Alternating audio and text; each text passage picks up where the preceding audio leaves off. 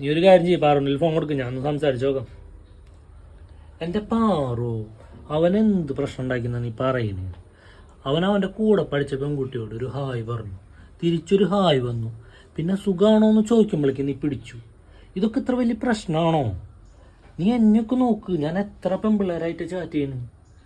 നമ്മുടെ ഒപ്പം പഠിച്ച പെൺകുട്ടികളും പണ്ടത്തെ ലവറും എല്ലാവരുമായിട്ട് ഞാൻ ചാറ്റ് ചെയ്യാറുണ്ട്. ഇപ്പോൾ പഴയ ലവറെ ഞാനിപ്പോൾ കാണാറ് വരെയുണ്ട്.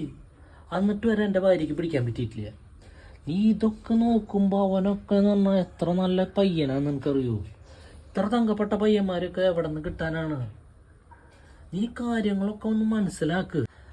അപ്പം നിങ്ങൾ കാര്യങ്ങളൊക്കെ സെറ്റാക്കുക, എന്നിട്ട് വൈകിട്ട് ഇങ്ങോട്ട് ഇറങ്ങ്, നമുക്കിവിടെ കൂടാം. എനിക്ക് നിങ്ങളെ പണ്ടേ സംശയം, ഇപ്പൊ അതിലൊരു തീരുമാനമായി. നിങ്ങളിപ്പോ അവന്റെ വീട്ടിലെ പ്രശ്നം നിർത്തില്ലേ, നമ്മുടെ പ്രശ്നം നമുക്ക് കുടുംബ കോടതിയിൽ കാണാട്ടാ.